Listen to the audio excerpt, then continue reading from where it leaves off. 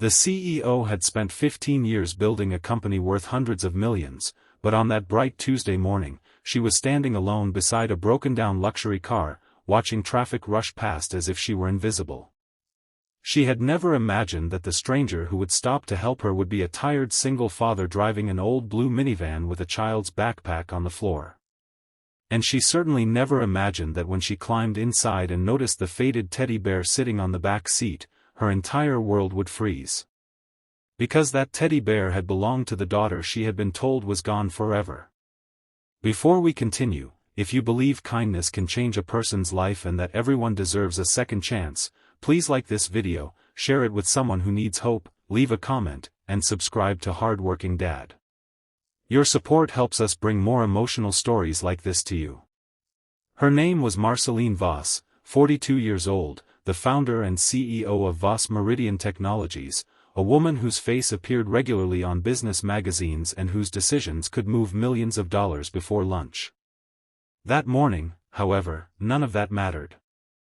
Her black sedan had stopped without warning on a quiet stretch of road outside the city, and her driver had been delayed because of an emergency elsewhere. Marceline stood beneath the clear afternoon sky in a charcoal business suit, holding her phone while frustration tightened her expression. She had an important meeting across town, and every passing minute felt like another door closing. Then an old blue minivan pulled over several yards ahead. The driver was a 36-year-old single father named Tavian Brooks. He wore a simple gray shirt with rolled sleeves, faded work trousers, and scuffed shoes. His dark hair was slightly untidy, and there were faint signs of exhaustion beneath his eyes. He worked as a maintenance supervisor at a neighborhood community center and spent most of his mornings making sure his 8-year-old son, Kellen, got to school before heading to work himself. The minivan was old, but clean. A child's drawings were taped to the dashboard, and a small backpack sat beside the passenger seat. Tavian noticed Marceline standing alone and stopped because his mother had raised him to believe that a person in trouble was never supposed to be ignored. He offered her a ride into town without knowing who she was. Marceline hesitated. She had spent years being taught never to trust strangers, especially when she was vulnerable. But the road was unusually quiet, her phone battery was nearly dead, and Tavian looked more concerned than threatening. So she accepted. As she stepped inside, she immediately noticed how different the vehicle felt from everything she was accustomed to. There were crayons in the cup holder, a half-finished spelling worksheet tucked under the seat, and a tiny pair of sneakers near the back. The ordinary details made her strangely uncomfortable because her own life had become so polished that she had almost forgotten what ordinary looked like. Tavian drove carefully, asking only enough questions to make sure she knew where she was going. He never asked her name. He never stared at her expensive watch or designer handbag. He simply treated her like a person who needed help. Then Marceline looked toward the back seat. Her breath stopped. There, tucked beside a faded blue blanket, was a small brown teddy bear with one button eye slightly crooked and a tiny stitched moon on its chest. For several seconds, she could not move. The world around her seemed to disappear. She knew that bear. She had bought it 17 years earlier at a small toy shop on the coast. It had been the first gift she ever purchased for her newborn daughter. The bear had been placed inside a crib beside a tiny baby whose name was Ilara. Ilara. Marceline's daughter. The daughter she had believed had died 17 years ago. Her fingers began to tremble as she stared at the bear. A faint scar crossed the teddy's left paw, exactly where she remembered it. Years earlier, during a difficult move, the bear had been damaged when it became caught beneath a wooden trunk. Marceline had sewn the paw herself with uneven stitches because she had refused to let anyone else repair it. She knew that bear better than she knew most people. Her heart pounded as she asked Tavian where he had gotten it. He explained that the bear belonged to his son's mother, Ilara, and that she had given it to Kellen before disappearing from their lives years earlier. The name struck Marceline like thunder. Ilara. The same name. The same teddy bear. Suddenly, 17 years of memories came rushing back. Marceline had been 25 when she gave birth. At the time, she had been working 2 jobs and trying to build a tiny software business from a rented office. She was young, frightened, and surrounded by relatives who constantly told her she was incapable of raising a child while pursuing a career. Her pregnancy had been difficult, but the moment she held her daughter, she knew she would protect her with everything she had. Then came the hospital night that destroyed her life. A nurse had told her that her newborn daughter had developed severe complications and had not survived. Marceline had been devastated. She had been shown paperwork, given condolences, and eventually forced to leave the hospital without ever being allowed to hold her daughter again. For 17 years, she had lived with a wound that success could never heal. But now a single father was driving beside her, and a teddy bear was sitting behind them. Marceline suddenly realized that there might have been a terrible mistake. Tavian noticed her shaking and pulled into a quiet daytime parking area near a row of small trees. He did not pressure her. He simply waited while she tried to control her breathing. Marceline told him everything. At first, Tavian looked confused. Then disbelief slowly changed into fear. He explained that Alara had entered his life when they were both very young. She had been struggling, working wherever she could, and trying to protect a little boy who was not even biologically hers but whom she had loved as her own. Tavian had eventually married her, and together they had raised Kellen.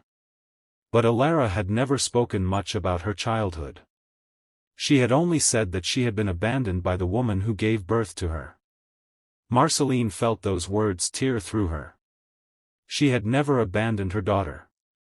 Someone had made her believe she was dead. The 2 strangers who had met only minutes earlier now sat in silence, each trying to understand a truth too enormous to accept. Tavian eventually admitted that Alara had passed away 3 years earlier after a sudden illness. Kellen had been 5 at the time. Tavian had become both father and mother to the boy, working long hours while refusing to let his son feel alone. Marceline looked at Kellen's backpack. A child's drawing was sticking from its side. It showed 3 figures holding hands beneath a bright blue sky. One was labeled Dad. One was labeled Mom. And the third was labeled Grandma. Marceline's eyes filled with tears. She had never been a grandmother. At least, she had never known she was one.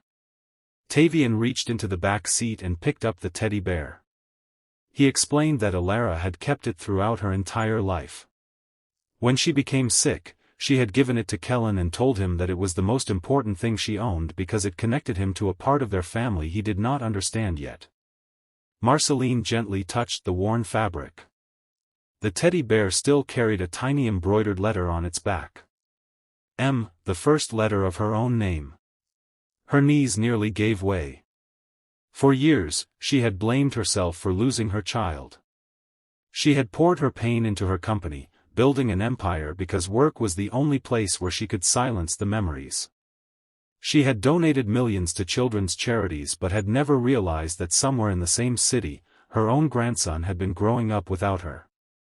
The investigation that followed revealed a devastating truth. Records from the hospital had been manipulated during a chaotic administrative transition. Marceline's newborn daughter had survived, but paperwork had been incorrectly filed and the baby had been transferred into another care system. By the time the mistake was discovered, the trail had disappeared into outdated records and closed facilities. Marceline had spent 17 years mourning a child who had been alive. Tavian had spent years believing his wife had been abandoned. And Kellen had grown up without ever knowing the grandmother who had spent her entire life wishing for him. That afternoon, Marceline did not go to her business meeting. She went with Tavian to his modest home. The house was small, bright, and carefully maintained. Kellen's school certificates covered one wall. Family photographs stood on a shelf, most of them showing Tavian, Kellen, and Alara. Marceline stared at Alara's photographs for a long time. There was her daughter's smile. Her eyes. Even the slight tilt of her head. For the first time in 17 years, Marceline felt that the little girl she had lost had somehow come back to her. But she also understood that she could not simply walk into Kellen's life and demand to be called family. She had missed too much. So she did something that surprised everyone around her. She slowed down. She listened. She learned about Kellen's favorite subjects, his fear of thunderstorms, his love of drawing, and the way he always left the last piece of bread for his father. She learned about Tavian's sacrifices, the unpaid bills he had quietly managed, the extra shifts he worked, and the way he had never complained about raising his son alone. Marceline began helping, but she did it without trying to control their lives. She paid for Kellen's school supplies anonymously at first. She arranged repairs for the old minivan. She helped Tavian secure a better position through her company's community program, but only after he agreed that he wanted the opportunity. Months passed. The three of them slowly became a family. Not a perfect family. A real one. There were awkward moments, painful memories, and questions nobody could answer. But there was also laughter. Kellen eventually began calling Marceline grandma, and the first time he said it, she had to turn away because tears filled her eyes. One bright afternoon, they sat together in a park beneath a clear blue sky. Kellen held the old teddy bear against his chest while Tavian watched from a nearby bench. Marceline realized that the most valuable thing she had ever received had not come from a boardroom, a stock market, or a billion-dollar deal. It had arrived in an old minivan with a faded teddy bear. Sometimes life does not return what we lose in the way we expect. Sometimes it sends the missing piece back through an ordinary person, on an ordinary road, during an ordinary afternoon. And sometimes the greatest miracle is not discovering that someone came back. It is discovering that love waited for you the entire time. If this story touched your heart, please take a moment to like the video, share it with someone who believes family can be rebuilt, and subscribe to Hardworking Dad. Your support means more than you know and helps these stories reach people who may need a little hope today.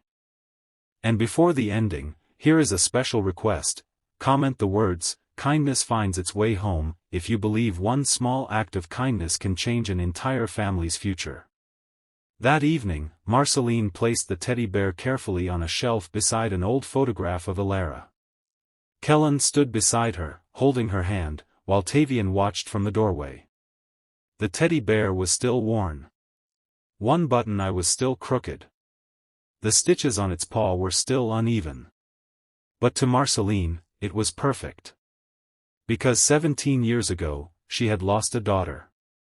And on one ordinary afternoon, she found not only the memory of that daughter, but a grandson, a family, and a second chance she had stopped believing was possible. Sometimes, the road that breaks your heart is the same road that leads you home.